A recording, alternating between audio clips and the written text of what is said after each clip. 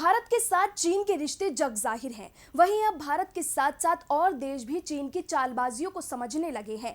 इसी क्रम में अब श्रीलंका ने चीन को बड़ा झटका दिया है और ये माना है कि श्रीलंका का चीन के साथ हम्बनटोटा बंदरगाह को लेकर हुआ समझौता गलत है। तो क्यों श्रीलंका ने बताया चीन के साथ इस समझौते को गलत, इस रिपोर्ट के जरिए देखिए। स्वास्थ्य मुसीबत के दौर में भी चीन अन्य देशों पर अपनी चालबाजी से हुकूमत करना चाहता है। दक्षिण एशियाई देशों को कर्ज तले दबाकर वो अपने जाल में फंसाना चाहता है।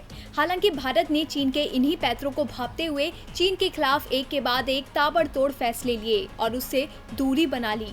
वहीं अब भारत से सीख लेते हुए ये बात धीरे धीरे दुनिया के अन्य देशों को भी समझ आने लगी है।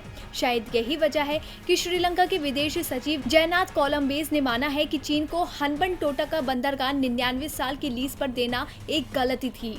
इसके साथ ही उन्होंने ये भी कहा कि श्रीलंका फर्स्ट इंडिया नीति से पीछे नहीं हटेगा। एक इंटरव्यू के दौरान कोलंबेस ने कहा, श्रीलंका में चीन की बढ़ती मौजूदगी हमारे लिए चिंता का विषय है। हमारी सरकार चीन के दबाव में नहीं आएगी। श्रीलंका अपने क्षेत्रीय विदेश संबंधों को लेकर इंडिया फर्स्ट की नीति अपनाएगा।